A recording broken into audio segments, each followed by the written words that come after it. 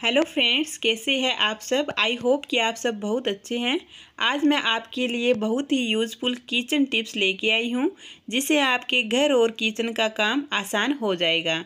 नमस्ते दोस्तों, आपका स्वागत है तृष्टिका किचन में। चलिए वीडियो को देख लेते हैं। अच्छा लगे तो वीडियो को लाइक शेयर ज़रूर कर दीजिएगा। तो चलिए फ्रेंड्स, आज का फर्स्ट टिप देख लेते हैं। आज का फर्स्ट टिप हमारे कुकर के ढक्कन को लेकर है कि जब भी हम दाल या फिर चावल बनाते हैं तो कुकर में से दाल चावल बाहर की ओर निकलते हैं, यानी इस सीटी से रिलीज होते जाते हैं। तो इससे कुकर भी ख़राब हो जाता है, साथ में हमारा गैस भी ख़राब होता है। तो इसको हमें साफ़ करना पड़ता है। तो इस तरीके का ऐसा ना हो तो उसके लिए हमें क्या करना है, सबसे पहले हमें कुकर का ढक्कन लेना है और इसकी जो सीटी है वो हम निकाल लेंगे। और निकालने के बाद हम जो इसका रबड़ होता है वो भी हम हटा देंगे। और अब हम लेंगे सरसों का तेल। तो फ्रेंड्स, इस सीटी के ऊपर हमने सरसों का तेल लगा दिया है और इसी तरीके से जहाँ हमने रबड़ लगाते हैं वहीं पर हम सरसों का तेल लगा देंगे और उसके बाद हम फिर से इस रबड़ को वहीं सेट कर देंगे। तो ऐसा करने से दाल या चावल बाहर की ओर नहीं आएगा। तो आप इस टिप को एक बार ज़रूर फॉलो कीजिएगा, आपके बहुत ही काम आएगा। तो चलिए फ्रेंड्स, देख लेते हैं नेक्स्ट टिप की ओर। जब भी हम कढ़ाई में कोई पूड़ी वगैरह या फिर कोई भी नमकीन वगैरह फ्राई करते हैं तो पीछे से जो तेल बचता है तो उसको हम इस तरीके से बर्तन में डाल देते हैं। और बर्तन में डालने के बाद हमें एक बोतल में डालना होता है, क्योंकि फ्रेंड्स बर्तन में काफ़ी दिनों तक हम इस तरीके से नहीं रख सकते। जब भी हम इस तरीके से बर्तन से बोतल में तेल डालते हैं तो तेल बाहर की ओर आ जाता है। तो उसके लिए मैं एक बहुत ही यूनिक टिप लेके आई हूँ। हमें लेना है ये इस तरीके की कोई भी आप थैली ले लीजिए और थैली का जो कोना होता है उसको हमें कट करना है इस तरीके से, और फिर इसको पीछे से हमें एक बार और कट कर देना है। और अब हमें इस पॉलीथीन को, यानी इस कटिंग किए हुए भाग को हमें लगाना है बोतल के ऊपर। तो फ्रेंड्स, यहाँ पर हमने बाज़ार से बहुत ही महंगे वाले कोण को हमने एक सिर्फ थैली से बना लिया है। तो आप भी इस तरीके से बना सकते हो। तो इससे जो बोतल होती है उसके ऊपर तेल नहीं आएगा। बहुत ही सावधानी से अच्छे से सिर्फ बोतल के अंदर ही तेल जाएगा। तो ये देखिए, एक बूंद भी बिना गिरे हुए हमने तेल को डाल लिया है। और अब आप देख सकते हो कि बोतल बिल्कुल क्लीन है और हम ढक्कन लगाकर इस तेल को यूज़ कर सकते हैं। तो फ्रेंड्स, आप इस ट्रिक को ज़रूर यूज़ कीजिए। यहाँ पर फ्रेंड्स हमने लिया है एलोवेरा। एलोवेरा जब भी हम पौधे से तोड़ते हैं तो ये बहुत ही फ्रेश होता है और इसके अंदर जेल बहुत ज़्यादा होता है। बट धीरे धीरे ये इसका लिप्स है जो सूखने लग जाता है और उसकी वजह से इसका जेम भी जो धीरे धीरे कम हो जाता है इस लिप्स में से। तो आज हम इस लिप्स को हफ्ते भर के लिए बहुत ही अच्छे से और बिल्कुल जैसे अभी तोड़े हैं वैसे फ्रेश रखेंगे। तो उसके लिए हमें क्या लेना है, हमें एक पॉलीथीन लेनी है और पॉलीथीन को हमें इस तरीके से बिछा देना है। और बिछाने के बाद फ्रेंड्स हमें इस एलोवेरा को इस पॉलीथीन के अंदर इस तरीके से रख देना है। और रखने के बाद हमें इस पॉलीथीन को इस तरीके से फोल्ड कर देना है। और जो हमने जहाँ से इसका भाग, यानी एलोवेरा को जहाँ से तोड़ा था, तो वहाँ इस लिप्स को इस तरीके से डालकर और पॉलीथीन को ऐसे मोड़ कर यहाँ पर हम एक सिंपल रबड़ लगा देंगे। तो इस तरीके से करके रखने से एलोवेरा बहुत टाइम तक बिल्कुल फ्रेश रहता है और ये सूखता भी नहीं है। अगर हम इसको सीधा ही फ्रिज में रख देते हैं तो सूखने लग जाता है। तो फ्रेंड्स, आप लंबे टाइम तक यूज़ करने के लिए इस टिप को ज़रूर फॉलो कीजिए। नेक्स्ट टिप फ्रेंड्स, हम जब भी नहाते हैं या फिर कपड़े धोते हैं तो इस तरीके साबुन की जो छोटी छोटी टिक्कियाँ होती हैं वो बच जाती हैं। तो इस साबुन से ना तो हम कपड़े धोते हैं और ना ही हम इससे नहाते हैं, तो इसको हम लगभग तो फेंक ही देते हैं। तो आज मैं एक बहुत ही यूनिक आइडिया लेके आई हूँ कि इसको भी हम रीयूज़ कर सकते हैं। तो उसके लिए हम लेंगे सॉक्स। तो यहाँ पर फ्रेंड्स मैंने पुराना सॉक्स लिया है जो अब ये किस काम का भी नहीं है। तो अब इसके अंदर हम ये साबुन की जो टिक्कियाँ हैं इस छोटी छोटी, तो इसको डाल देंगे। यहाँ पर मैंने नहाने वाली और कपड़े धोने वाली सभी साबुन का यूज़ किए हैं। और अब हमें इस सॉक्स को इस तरीके से गांठ लगाकर अब हम साफ़ करेंगे इससे हमारा वॉश बेस।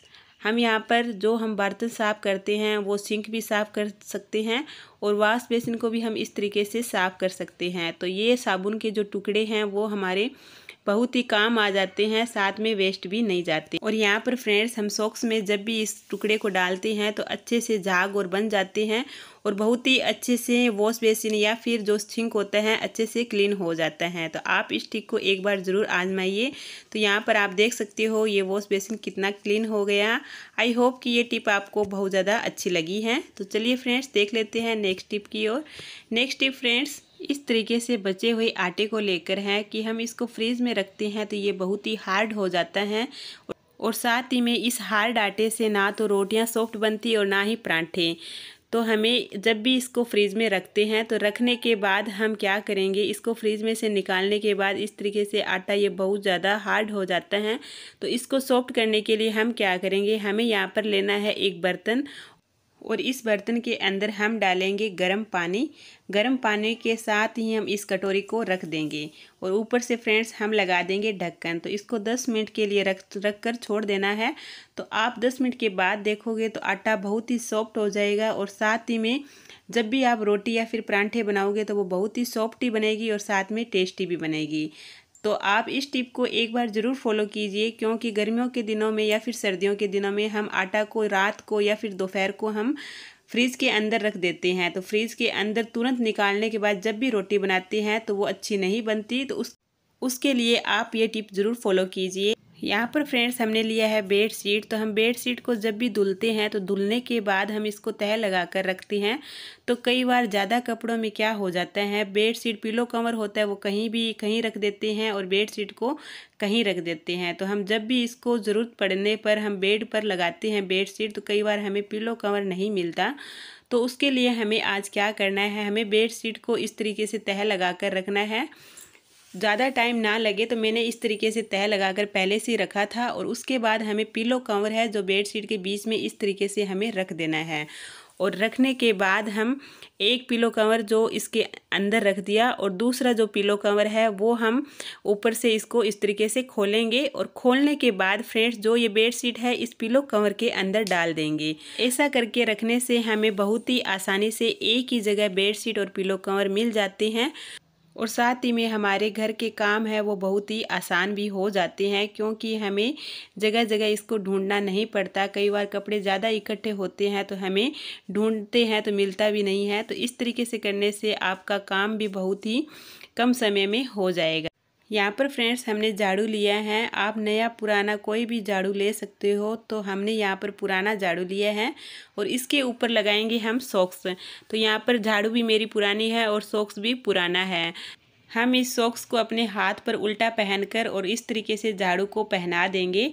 तो हमें इस तरीके से झाड़ू को सॉक्स पहनाना है और पहनाने के बाद हमें इसके ऊपर एक रबड़ लगाएंगे और रबड़ से हम इस सॉक्स को झाड़ू के ऊपर टाइट से फिट कर देंगे। तो हमें इस तरीके से पहले तो झाड़ू पर अच्छे से सॉक्स को लगा लिए हैं और लगाने के बाद हमें जो ये मोटे वाला रबड़ है वो लिया है। तो इसको ट्रिपल करके हम इस तरीके से अच्छे से फिट कर देंगे जिससे ये खुलेगा नहीं।